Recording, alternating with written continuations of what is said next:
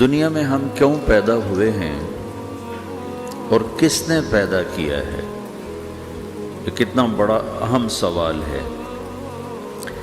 کس نے پیدا کیا ہے؟ کیوں آ گئے؟ کیوں مر جاتے ہیں؟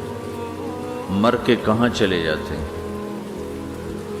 بھاگ دوڑ لگی ہوئی ہے کمائیوں کی، کماتے کماتے کماتے کماتے ایک دم سب چھوڑا اور جا کر قبر میں سو گئے۔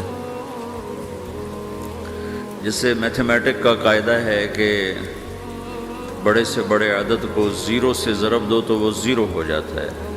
1 ملین انٹو زیرو زیرو، اور 1 بلین انٹو زیرو زیرو، اور 1 ٹریلین انٹو زیرو زیرو۔ تو بھائیو، جو کچھ آپ بناؤ گے یا میں بناؤں گا، جو کچھ آپ کماؤ گے یا میں کماؤں گا، جب یہ موت سے ضرب کھائے گا تو زیرو ہو جائے گا۔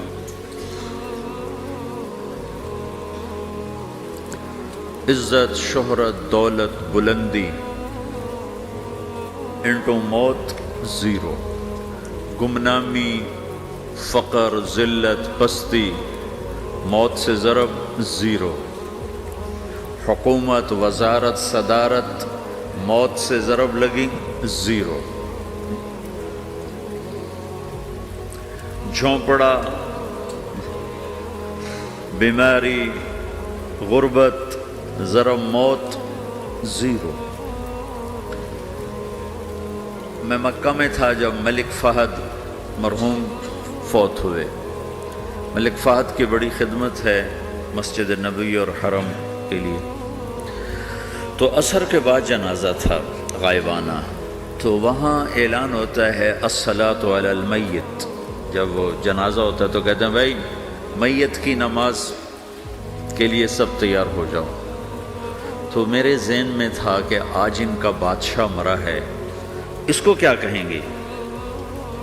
تو عصر کے بعد میں کان کھڑے کر کے بیٹھا ہوا تھا کہ اب یہ کیا اعلان ہوگا۔ ہر نماز کے بعد تو ہم اعلان سنتے ہیں الصلاۃ علی المیت، مردہ کی نماز پڑھو بھائی۔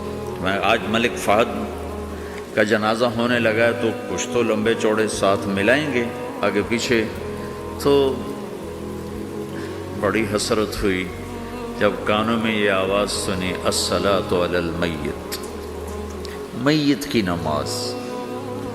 مرتے ہی سارے ٹائٹل اڑ جاتے، وہ ملک ہو، وزیر ہو، مولانا ہو، پروفیسر ہو، ڈاکٹر ہو، انجینئر ہو، لائر ہو، وہ بزنس مین ہو، وہ سائنسدان ہو، لیکن جب موت کے ساتھ ضرب لگتی ہے تو زیرو ہو جاتا، اسی وقت سارے ٹائٹل زیرو ہو جاتے۔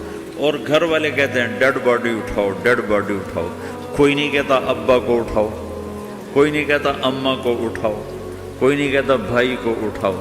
میت اٹھاؤ بھائی، میت اٹھاؤ بھائی، ڈیڈ باڈی اٹھاؤ بھائی۔ ساری زندگی کی محنت اگر یوں ہی ختم ہونی ہے تو اس زندگی کا فائدہ کیا ہے؟ اس کمانے کا فائدہ کیا ہے؟ اس بنانے کا فائدہ کیا ہے؟ بنا بنا تھک گئے، کما کما تھک گئے، اور پھر مر کے جا کے اتنی سی جگہ میں جا کے سو گئے۔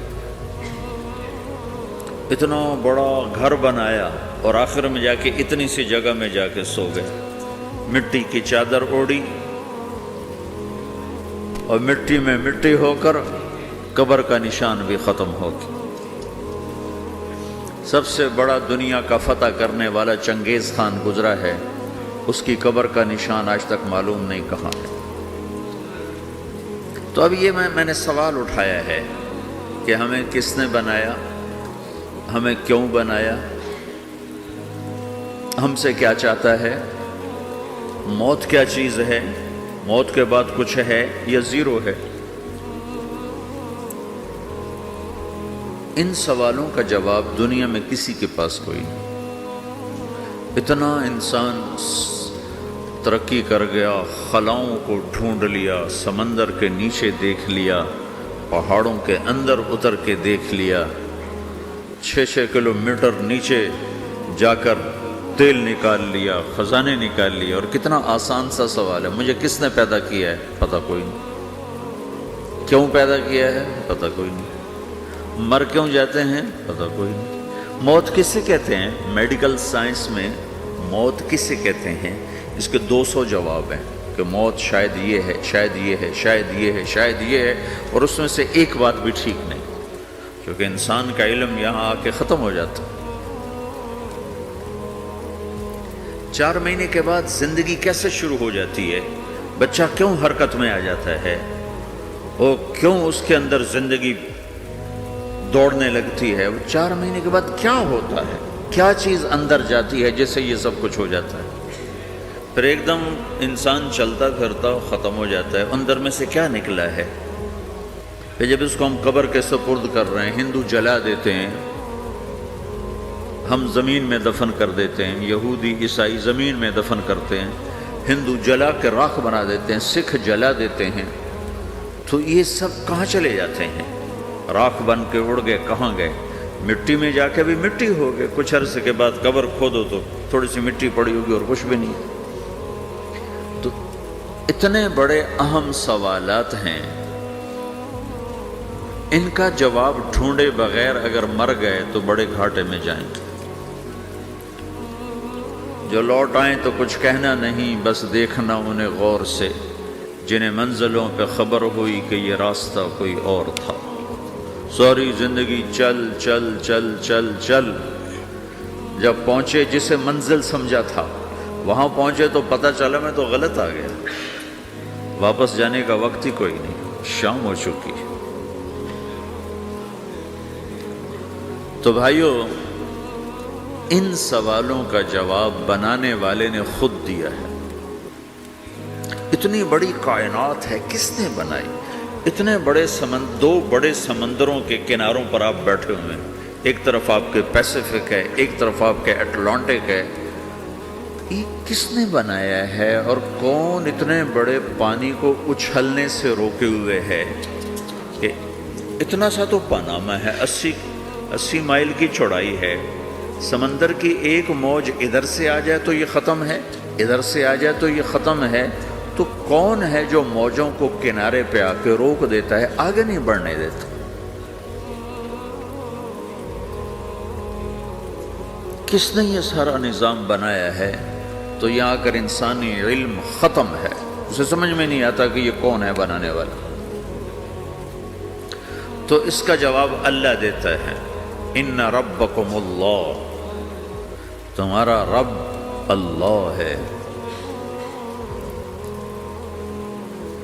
الذی خلق السماوات والارض فی 6 ایام، جس نے تمہیں بنایا اسی نے زمین آسمان کو بنایا، یغشی اللیل النہار یطلبہ حثیثا، جس نے تمہیں بنایا اسی نے دن رات کو بنایا، آگے پیچھے چلایا، الشمس والقمر والنجوم مسخرات بامرہ، جس نے تمہیں بنایا اسی نے سورج چاند ستاروں کو بنا کر اپنے تابع کر لیا، الا لہ الخلق والامر، غور سے سنو، بنانے والا بھی اللہ ہے اور حکومت کرنے والا بھی اللہ ہے، فتبارک اللہ رب العالمین، وہ رب ہے ساری کائنات کا بنانے والا جس نے یہ سب کچھ بنایا ہے۔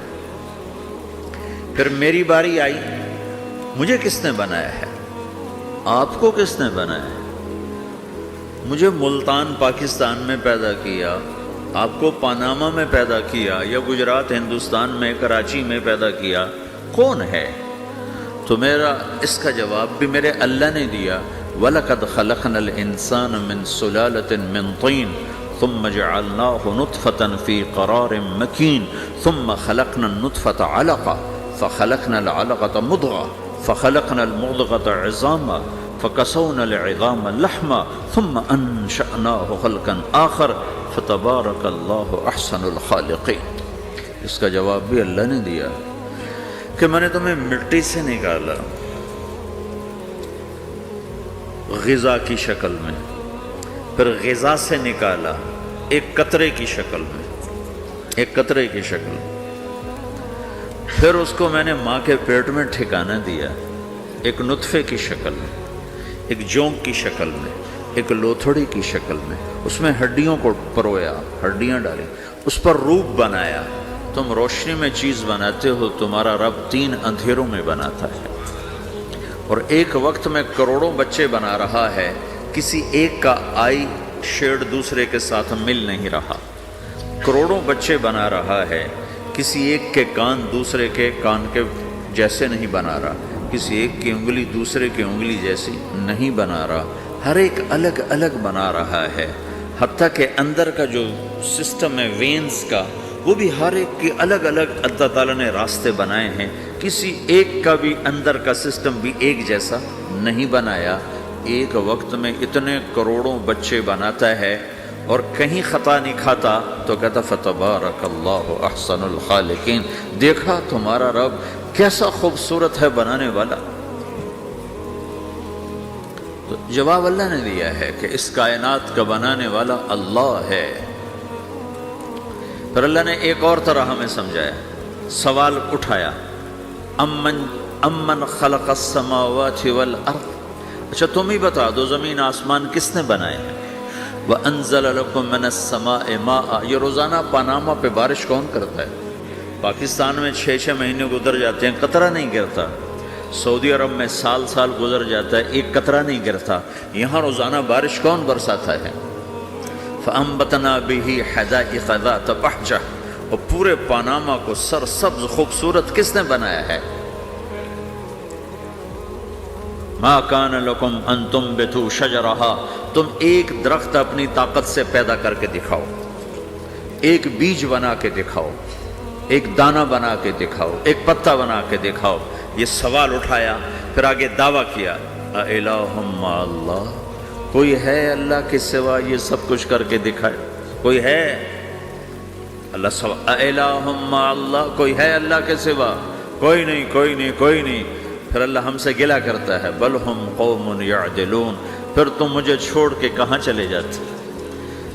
میں بلاتا ہوں تم منہ موڑ کے چلے جاتے ہو، اذکرک وتنسانی، میں یاد رکھتا ہوں تم بھول جاتے ہو، استترک ولا تخشانی، میں تیرے گناہوں کو چھپاتا ہوں تم دلیر ہو جاتے ہو، حیا کرنے کی بجائے بے حیا ہو جاتے ہو۔ میں احسان کرتا ہوں، اخلق ویعبد غیری، ارزق ویشکر سوائی، پیدا میں کرتا ہوں، سجدہ کسی اور کو کرتے ہو، رزق میں دیتا ہوں، شکر کسی اور کا ادا کرتے ہو، یہ کیا تم کرتے ہو؟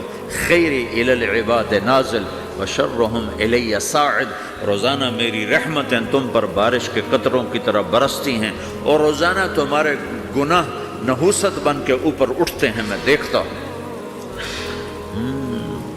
میں قربان جاؤں اپنے رب کی رحمتوں پر۔ ما من یوم الا والبحر یستأذن ربہ فی ان یغرق ابن آدم، میرے رب کی قسم روزانہ یہ دونوں سمندر اللہ سے پوچھتے ہیں، یا اللہ اجازت ہو تو چڑھ جائیں، اتنا زنا ہو رہا ہے، اتنا کفر ہو رہا ہے، اتنا ظلم ہو رہا ہے، اتنی نافرمانی ہو رہی ہے، یا اللہ اجازت ہو تو ہم چڑھ جائیں، ہماری لگام چھوڑ دے، تو دیکھ ہم کیسے چڑھتے ہیں۔ تو سمندر کو آنے میں تو 2-4 منٹ لگیں گے، 10 منٹ لگیں گے۔ یہ زمین جس پہ آپ بیٹھے ہوئے ہو، میں بیٹھا ہوں، وَالْأَرْضُ تَسْتَأْذِنُ فِي أَن تَبْتَلِعَهُ، زمین کہتی ہے میرے مولا اگر تو اجازت دے تو میں یہیں پھٹ کے ان کو اندر لے جاؤں، نشان مٹا دوں۔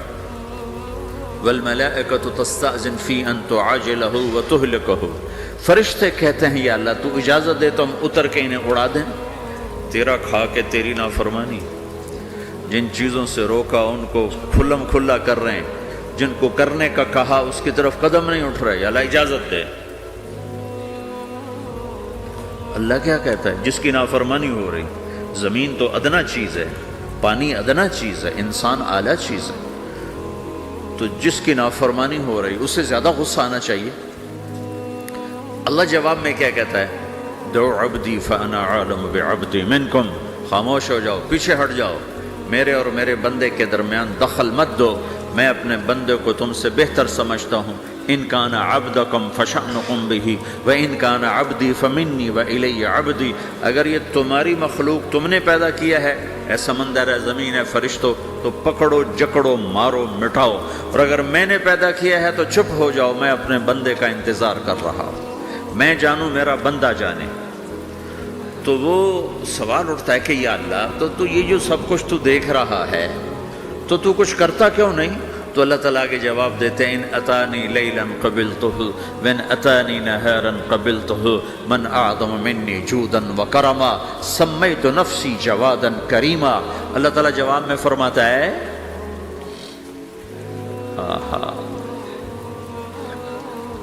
کہ میں اس بندے کی توبہ کا انتظار کر رہا ہوں، جس رات یہ توبہ کرے گا میرے دروازے کھلے دیکھے گا، جس دن یہ توبہ کرے گا میرے دروازے کھلے دیکھے گا، جوانی میں توبہ کرے گا میری رحمت تیار ہے، بڑھاپے میں توبہ کرے گا میری رحمت تیار ہے۔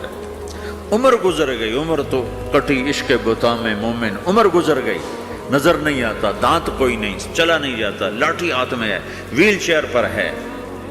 وہ کہتا ہے یا اللہ میں توبہ کرنا چاہتا ہوں۔ لوگ کہتے ہیں تو اب بڑھاپے میں توبہ کرے گا، تیری توبہ کا کیا فائدہ؟ اور میرا رب کہہ رہا ہے جب آئے گا میرا دروازہ کھلا پائے گا، آ تو صحیح۔